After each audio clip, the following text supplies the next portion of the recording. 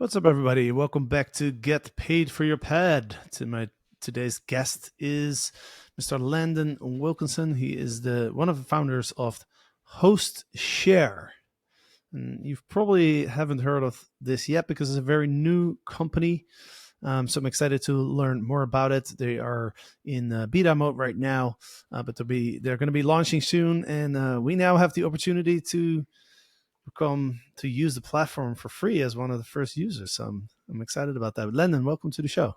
Hey, thank you, Jasper. Super excited to be here. Honored to be part of the show. I've been listening for a while.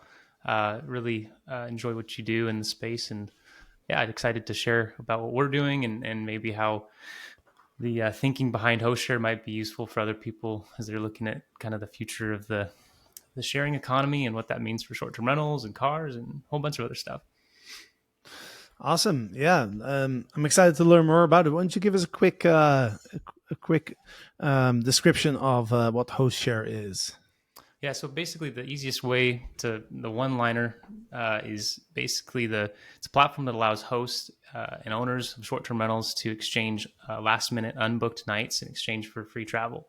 So every host that joins, you add your listing, you get 21 nights of free travel, so 3 weeks a year, and that goes for any of the properties on the platform. So then everybody shares basically a number of nights that's determined off of their nightly rate. So the higher the nightly rate, the less nights you share, the lower nightly rate, the more nights you're sharing. And so it makes it a very fair, democratic sort of formula. And you can use the HostShare calculator on our website to see kind of how many nights you would share if you were to sign up.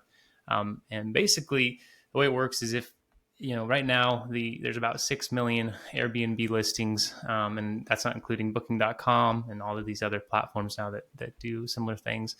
And on average, they're sitting, empty about 50% of the time. The average occupancy rate across the platform is about 50%. So when you start running those numbers, like we did in the beginning of HostShare, it was kind of breathtaking when you realize, okay, the average nightly rate is $300. So on an annual basis, that equates to about $330 billion in lost value potential. And so what we thought with HostShare was, we're all short-term rental owners ourselves. We're interested in traveling, more than we do. We travel a lot as it is, but it's, how do we take advantage of this asset that we have? And this is kind of what the founding basis was for HostShare. Yeah, it's kind of staggering, right? It's like in a time where resources are scarce and like we have to, make use efficiently of our resources and housing shortage and all the stuff. Like it's kind of shocking to hear that 50% of the time these short-term rentals are empty. Right? We got to find a way to use this, right? Yeah, that logic of like what Uber did 10 years or 15, whatever it was now, they looked at the average car owner, how much they're using their car. And I think at the time, I would get it wrong, it was like 5% of the day or 3% of the day their car is being used at. I'm probably exaggerating, but, that premise is what was the founding principle of Uber. And, you look at that's a big waste for sure, the cars, globally. But, to apply it to short-term rentals, it's an industry that's grown so rapidly. And particularly in the last 5 years has gone through these really large growth spurts. And I think the timing for HostShare and companies doing, making better use, there's other companies out there that do home sharing, like, that have been doing this for a while, Home Exchange, these other ones. But there's never been one that does it, which, geared towards short-term rental owners. And so it makes it a lot more simple what we're doing for people who own short-term rentals, because they're much less likely to be giving up revenue nights in exchange for that value. Whereas all the other ones, you pretty much are going to be sacrificing dates in the future. Ours is last minute only bookings. And so that's kind of how we're geared strictly for short-term rentals. Yeah. Yeah, and I remember that statistic too of like a car is only used like 5 to 10% of the time, which is why I don't own a car, but I use Turo. Yep. And Love some people Turo. are saying, yeah, Turo is awesome, and some people are saying that in the near future, there's going to be a number of like self-driving cars that are just going to be driving nonstop, and they're going to be so cheap that it's not even worth getting a car anymore. Because it's not just the cars are like not being used; it's also like the cars take up so much space in Yep. downtown cities. Yep. Do you have a statistic on that? Like how much of the land in the downtown average American city is used up for parking? I don't know, and I know there was obviously Turo uh, is a really good example of the same kind of thinking that's propelling or the foundation of HostShare, because I think the asset utilization, the concept for HostShare was kind of my brother and I are both pilots, and so we were for about 3 years we've owned an airplane together with another guy. And what's really apparent is that even with all three of us using it, there's never once been a crossover where we haven't been able to use it, when we wanted to. And so, the monthly hangar costs, the annual inspection costs, all of these things are split three ways. But the utilization is just as much as you want, And so it's, kind of a light bulb for us. It's like, man, how many other things are out there? How many airplanes are sitting in the other hangars around us that aren't getting used? How many boats are sitting in the marinas that aren't getting used because there's just a poor structure for sharing those assets and making better use of them. Many of them are better off because they're getting used more. Things that sit, mechanical things that sit, are generally it's almost as bad for them as if they were getting used. And so it's a funny thing. We live in this time that still is not more widely changing yet. Yeah, I just spent a couple of years in Panama, and we were fortunate enough to have two friends who owned yachts, and I noticed that they weren't being used very often, and then half of the time when that we wanted to use it, it was in maintenance. There was something wrong Totally. with it. Same with airplanes. Somebody told me once, if you want to know what it's like to own a boat, just stand in a cold shower and tear up $100 bills. So that's hilarious. But yeah, I mean the same thing. It's maintenance and like a lot of these assets like boats, they're depreciating, like or RVs are a good example of this. And there are companies now like RV Share and other ones that are doing some cool stuff to make it possible to share those assets and make an income or return on those investments. But the reality is most RVs don't get worn out. It's not like they're getting used so much that they're depreciated forcefully or they're getting worn out and then refurbished or sold or whatever. Most of the time they just age. It's not like the cushions are worn out or the tires are falling off. It's literally they just sit in a lot somewhere until they're no longer useful. And so you're not really like the rate of depreciation sitting is faster than if you're renting it out and having it professionally cleaned and all these things that go into running a business with something like that. And so anyways, I love the thinking that there's so many companies doing trying to do this, and I think it's we're just part of that movement. Yeah, 100%. Yeah, I remember when I started getting into Airbnb, it was like, I think it was 2011. Like I was obsessed with the sharing economy, like, and there was all sorts of platforms that were popping up, like, and I thought it was so cool. I actually at some point wanted to build my own online marketplace for I think was it like surf instructors. I was like, man, awesome. Surf instructors are so, yeah. Well, I was learning. Okay. And I was trying to find a surf instructor, and you go to the school and then they charge you like $60 an hour and the guy gets like 15. Yeah, totally. And I'm like, damn, like, why isn't there an Airbnb for this? Like, can't I just go on a platform and find I'm sure there's a local person here within 5-minute walk from here who would be more than happy to take out a surfboard and teach me for like $20 an hour. Like, why do I need to pay 60 to the school? And what happened with this platform? I'm thinking there's a lot of potential there. I like that. I know, right? But I also realized how much work it would be and how hard it is to create an online marketplace. And then I decided I was doing too many things at the same time. Right. I was like, I got to focus on one thing. Let me just focus on this Airbnb thing. Everybody knows me because of my book and my podcast, so like, might as well just stick with that. But yeah, no, I love the idea of how can we be more effective and efficient with the resources that we have, whether it's people or assets, right? Yep. Cars, houses, boats.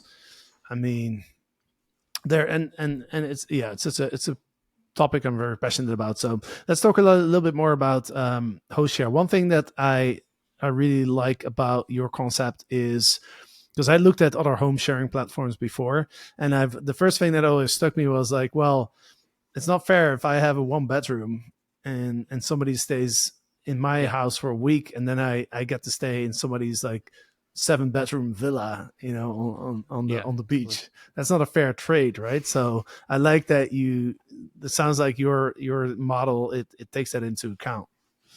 Yeah, I mean, so a lot of times this might be sort of boring, but the detail, the way it works is we take an average of all of the listings on the platform. So it's $300 for an average nightly rate, and so with everybody getting 21 nights, that's also the average, that everybody's getting to travel with it, and so that 21 times $300 is about $6,000 in value that host is contributing to the platform when they join. And so what everybody else that's adding, if their property is $1,000 a night, then you basically divide that, and it's, they're sharing 6 nights essentially. And so that's the way the math works out. If it's $100 a night, then it's, whatever, a much higher number. And so that basis of that formula is what, and the other side of this too, is that if you're booked up like 80-90%, or you're very seasonal, and your peak seasons are experiencing very high occupancy, and you never have the opportunity to share, or you're you're unable to share those nights because you're booked, then there's no obligation. It's really only for last minute unbooked nights. And so again, that makes it much more easy to digest the idea of doing this. By the way, do you hear the coyotes in the background? Yeah, is that your side? Is that mine? That's my side. So we live right next to like a forest reserve or whatever it is, and the coyotes are going nuts, and they jump over the fence, and they walk around in our area sometimes. So That's funny I, because we're in the country as well, and have the very same thing going on. Like last night, we had the exact same thing happening. So I was thinking, oh shoot, I hope that's not my side. it's so crazy. It's so crazy. Like we're right on the edge of the wild area. So like yeah, we get to listen to the Yeah. like every single day. So anyway, we'll try not to let the coyotes distract us. So another thing that comes to my mind is you were saying like as soon as you sign up for, and right now it's in beta mode, right? So if you go Correct. to Yep. hostshare.co right now, I just literally just signed up actually. Welcome. It's basically where you go on a wait list, like, and the platform's going to launch in a couple of weeks, and then we're the first ones who get to Right. experience it, right? Maybe you can share a little bit more about that process. Yeah, so basically what we're doing right now is we're in pre-beta, and so we're going to basically be rolling out with a very stripped down version of the site, and then as in the next weeks after that, you'll be able to. So, like I predict, probably the first week or two of October, there's going to be functionality of being able to create your account, get validated on your identity validation verification rather.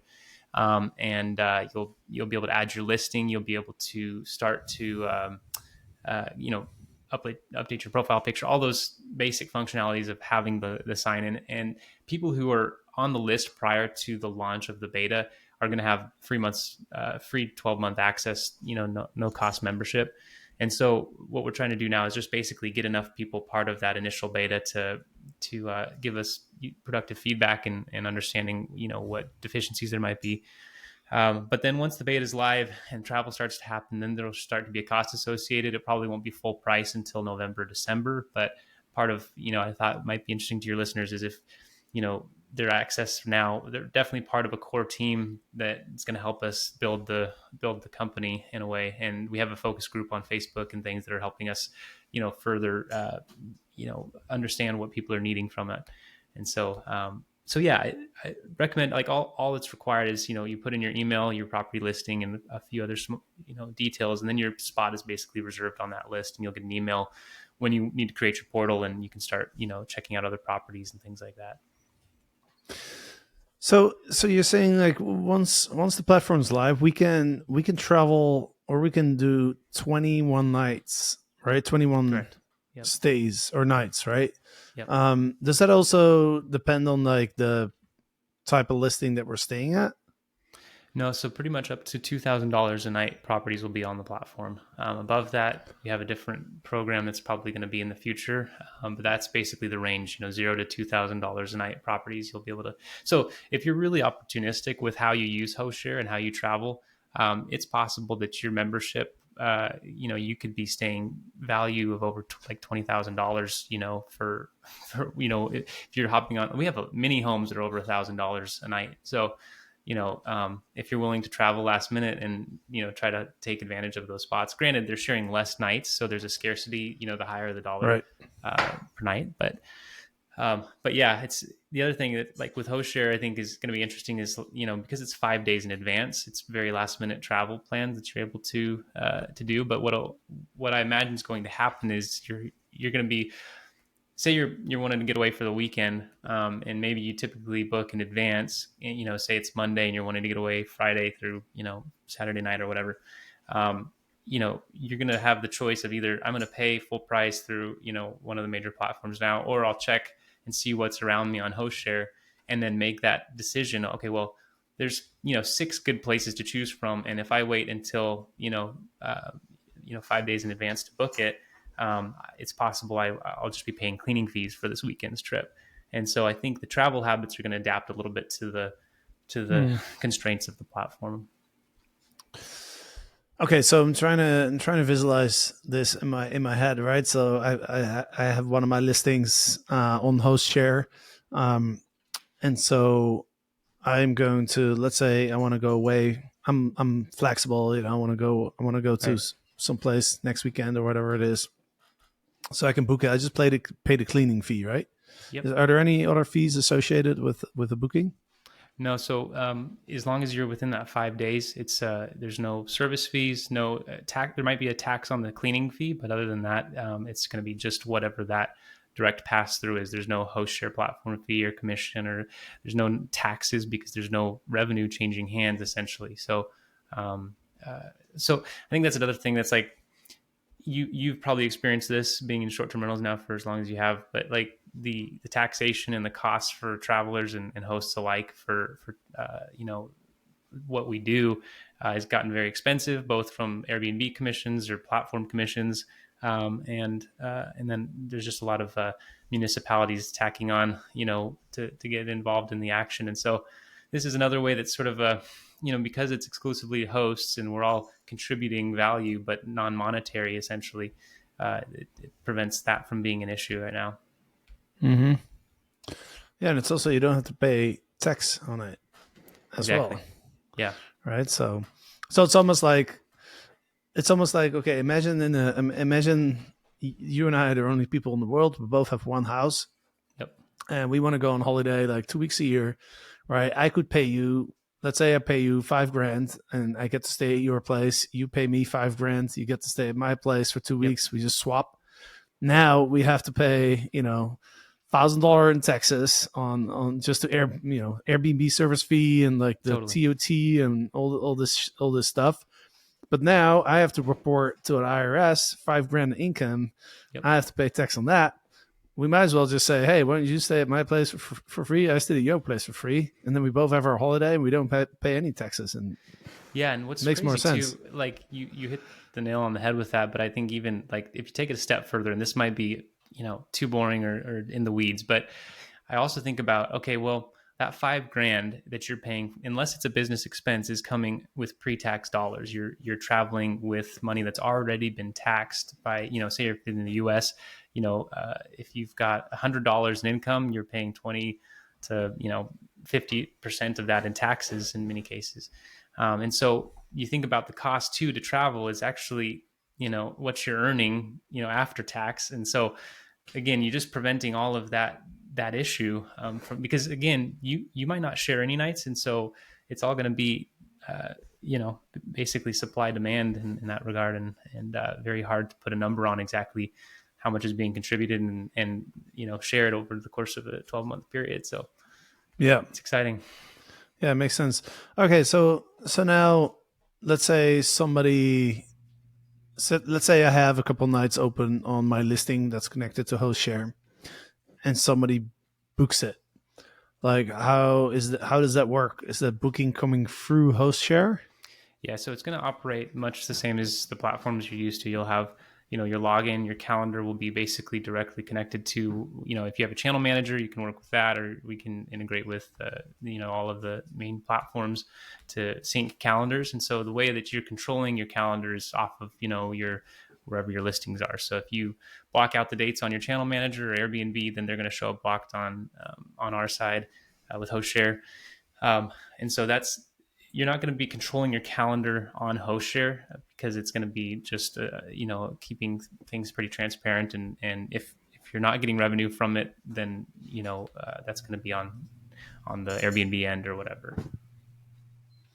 Got it. So it's essentially it basically serves as just another OTA Yeah, from a booking perspective, right? exactly. Um. Okay. So what if? All right. So one of my units is managed by my property manager. Yep.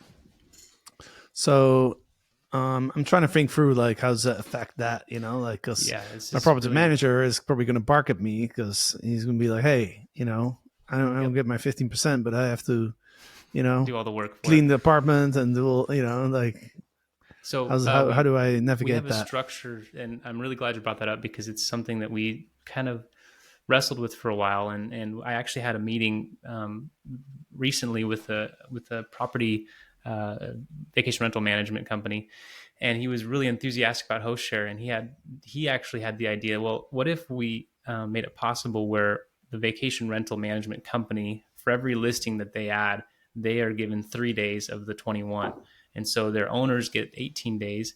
And they get the 3 days that they can use for their staff. And since they're technically co-hosts on the listing with those owners, it makes it really kind of a no-brainer because okay, now the VRM can offer basically a perk to the owners that sets them apart because now the owners don't feel obligated to travel to just their home. They can go 22 countries right now and growing rapidly, and they can make use of many other homes, and so that gives them a upper hand on I think many other companies. And then the other side of it is they can offer perks to their staff that would be very expensive. I mean, if you think about this VRM that I was speaking with had 40 properties, and so that's 120 days if he gets everybody in his company, all of his owners to join. It's 120 days of travel that he would have access to with his staff of 10. So it makes it really compelling for them to manage a few days for free here and there, and then their cleaners and subs still get paid, but their staff is getting a non-monetary reward for that. Interesting. So you're saying like in that case, yeah. So that's a good question. Like, so what if I have multiple listings, right? So you're saying like each of the staff members could sign up for HostShare and get their 21 days, or So no, would you pull it? yeah, so basically the vacation rental manager will add the listing to HostShare, and then he'll invite the owner as a co-host, and his staff as a co-host. And so the staff of the VRM is only going to have access to up to 3 days of travel for every property listed, but the owners have the access to the 18 days. If that makes Got it. sense. Oh, okay. So it's per list. So if I list 2 listings, then I get 42 42. days. Yeah, exactly. Right Yeah, on. we're interested in. I'm excited to see. I'm hopeful that somebody has about. We have many people have 50 plus listings that have signed up, and I was thinking, how fun it would be if somebody could do if they add 17 listings, they're basically a full year of free travel. And so I'd like to see who is the first person to go travel exclusively for a year using HostShare. Because the other thing too that I didn't say that is relevant is if you're in a property, say you book 5 days and you're there, you can extend it if it's still available another 3 days at a time. So if somebody has, say they're sharing 30 nights that year based on the property, you could theoretically stay there a whole month in like a shoulder season if there's no bookings, or if they're just, experiencing a downturn in bookings, that could be one guest that stays that entire time, assuming that's, available in that last 5 day window or whatever. So yeah, that's how it's kind of working with multiple listings right now. So how do you prevent people from gaming? I see the little devil on my shoulder is whispering some potential Hit me. What you got? ways to abuse this platform. All right, so I sign up with a listing. I take my 21 days, and then you know I cease to be an Airbnb host. Like block my Yep. calendar off. Like how do you prevent people from gaming it? Yeah. So basically, we have controls in place. So if okay, let's in your situation, you sign up, you go out and you travel a bunch. As long you're only able to travel as long as your listing is active for one. So if you delist it from the platform, the travel privileges are denied.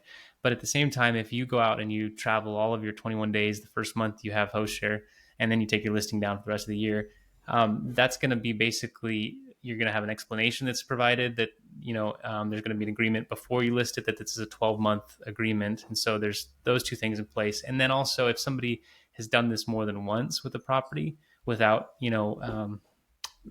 really compelling information, they won't be allowed access to the platform.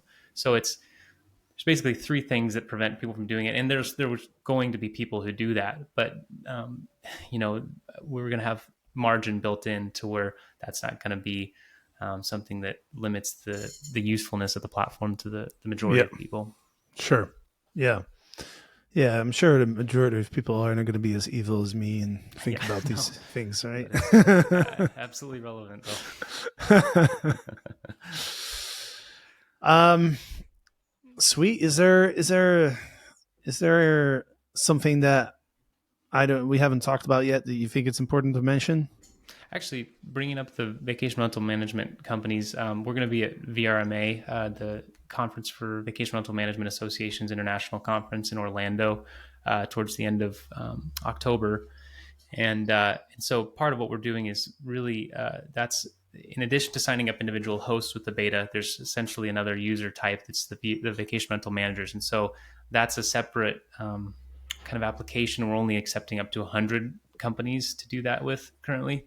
And so if you are a VRM and you're interested in signing up for HostShare, um, make a note of that so that we can put you down to reach out to once that beta goes live, because that's going to be a little bit of a different onboarding process than the average host. Okay, makes sense. Yeah, yeah. I'm not trying to make it out to the VRMA. The challenge is we're about to launch our brand Freewild, and we're working on a lot of things at the moment. So we'll Have see. you We'll been see if we there in the can make it. past to I VRMA? have. Yeah, I have. Yeah. I mean, it's a lot of fun for Yeah. sure. Like the last time I went was around COVID, Okay. and then the world shut down for a while. So, as you probably Right. noticed. I did see that. um, Oh. are there any? Do you have any competitors? Like, is anybody else doing this? So there's home sharing and home exchanging or home trading has been around for probably as long as VRBO. I don't know exactly when the first home exchange website, because it was acquired and changed names. So I think it was homeexchange.com is probably one of the, and I could be totally wrong on this, but I think it was one of the original groups that was doing this. And so I first learned about them probably 5 years ago and was interested and tried to sign up but then realized that it really wasn't practical for our rentals. And there's really none doing this for short-term rentals and catering the experience for short-term rentals. I think I told you on the intro, one thing that's really nice is that we've already all created listings. We all have the photos and everything. And so when you sign up for HostShare, all you're doing is entering a URL, and that pulls all of the data from your listings. So if you have 5 listings, it'll take you a few minutes to copy and paste those URLs and put all your listings in, and then we're aiming for basically a 24-hour turnaround from the time you sign up to when you can travel. So ID verification, listing addition, all of these things happen really quickly, and that also is another thing that sets us apart from what other platforms do, because typically they're expecting you to share or make a contribution prior to the using of the platform to travel. And so home exchange, you get credits in exchange for sharing your home, and then you use those credits to go travel, and so on. And so it makes it a little bit more time prohibitive and time intensive to get really the value out of the platform. And we're really trying to make that not an issue. You hop on and go. You just I want to get to Panama this weekend, or whatever the case may be. It's very easy to do that. What about the post booking process, right? So is that the same kind of as an Airbnb? You can message the host and automated messages, and does it connect to like a PMS where we can our automated messages are still going out and stuff like that? Definitely. So so for the beta, it's going to be a little bit stripped down. It's going to be probably a much more humble experience for the month of October. The messaging functionality is surprisingly, you'd imagine it'd be a fairly simple thing at this point, but that integrating that within the platform is one of the more complex development tasks. And so we figured that first month it's going to be a little bit more direct, cell phone and email contact. And then after that first month, it'll be in-platform messaging service. And then you can do the automated messaging and all the same, tasks that you want to automate. Okay. And are you already integrated with the major PMS systems, or is that something that is in the pipeline? Yeah, so like Logify, and those are going to be the most simple to integrate with the big four, and the channel managers. But then we'll probably when it gets into the more broader, as long as their API is really accessible, it's going to be really easy for us to add people on. If it's a little more in depth, it might take a few weeks or months to catch up with all of the integrations. Yeah. But then even if that's not integrated, like we can still use a iCal, Yeah, exactly. To make sure we don't get double bookings and stuff. Absolutely. Yep. Awesome, man. Well, I'm excited to use it. I think this is a great solution. So I'm definitely excited. You mentioned you're in 22 countries. Is there going to be enough inventory, or is it mainly going to be focused on certain regions? Yeah, I mean, so there's about 400 hosts that have signed up currently, and about 800 properties represented by those hosts. And so we are spread out around the world. But again, I think I made the comment earlier. It's like, HostShare, I think, is going to be it's going to have an early adopter group that signs up and takes use of it, at this stage. And then when it becomes more of a network effect that takes over, it's going to be much more accessible for everybody to, use it as a substitute for their normal go-to platforms. Right. Yeah. So in the beginning, like people might just travel to a certain destination because there is a HostShare there, right? Yeah, that makes sense. I remember when I first signed up for Airbnb, I was kind of doing that too. Yeah. I was like, I don't want to stay at a hotel. So like, let me see if there's some cool Airbnbs in this city. Oh, well, if not, okay, well, let's go somewhere else. It's funny because I just saw something in a box of old stuff I found where I had a couch surfing sticker on one of my notebooks from back when I was early teen or late teens, and it's just interesting to think back through all of the iterations and starting to use Airbnb and learning how this was happening, and it's just fascinating, the industry. And I know that you're talking about this on a daily basis, but yeah, it's fun to see the evolution of this, and be part of that in a way. Yeah, couch surfing. Damn, does that still exist? I don't know. Oh man, it's crazy how my only experience with couch surfing is I live in Washington. I went over to Oregon, and I wound up sleeping on the floor with a bunch of cyclists, the other dudes that were, this guy had his house and he just let people crash there. And so it's like me and like 4 cyclists in the living room of this guy's house. And it was super fun. I made some great, friendships there and stuff, but it's like, it's totally, it's come a long ways.